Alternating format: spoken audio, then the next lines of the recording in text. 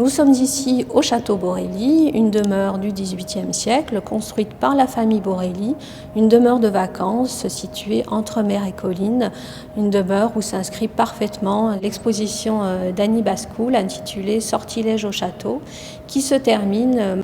Et donc le musée vous invite, avant que le charme ne soit rompu, à une dernière visite de cette exposition, une invitation à la contemplation et à la rêverie.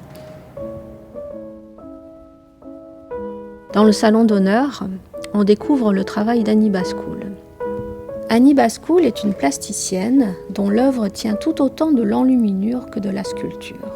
Son travail est une défense de l'ornementation qu'elle décline à travers la dentelle, la broderie, le dessin, la sculpture, la vidéo, puisant son inspiration dans le règne végétal, les arts décoratifs, les beaux-arts et la mode. Dans ce grand salon se déploie le spectaculaire moucharabier en dentelle à l'aiguille d'Alençon, première expérience d'Annie Bascoul de la technique à très grande échelle.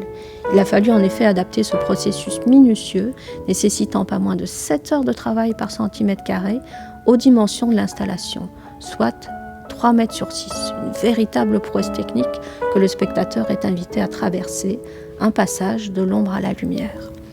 À l'intérieur de cette cage fastueuse, à la fois chambre et jardin imaginaire, on découvre l'attrait de l'artiste pour la littérature et la poésie, fréquemment associés dans son œuvre. Ainsi, des ancolies, petites fleurs des champs, se muent entre ses mains en plantes sculpturales organiques. Le lit de jardin, jardin de lit, dont le sommier posé au sol est composé à partir d'une poésie libertine, Le Mai, de Beroald de Verville, un écrivain du XVIe siècle, écrite ici en fil de laiton doré.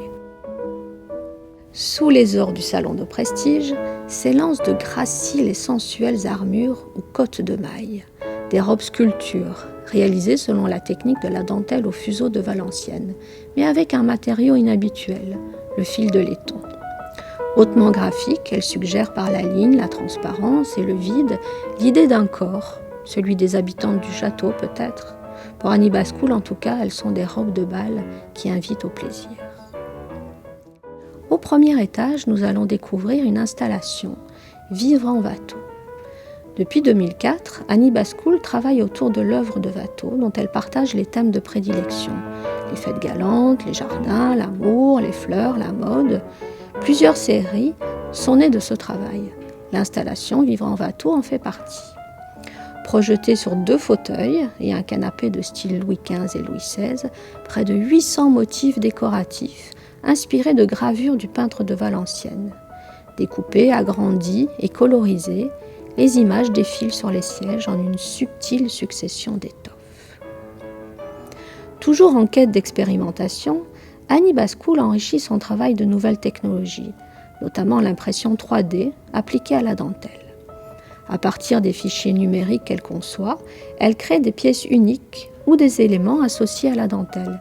C'est le cas de l'installation Aux Marches du Palais, transcription quasi littérale de la célèbre chanson. Les lits des 2 amoureux sont en dentelle, réalisés au point de tulle et brodés de pervenches blanches. Les pieds sont en pééla, tout comme les chaussures du petit cordonnier, clin d'œil à la profession de l'heureux élu dans la chanson.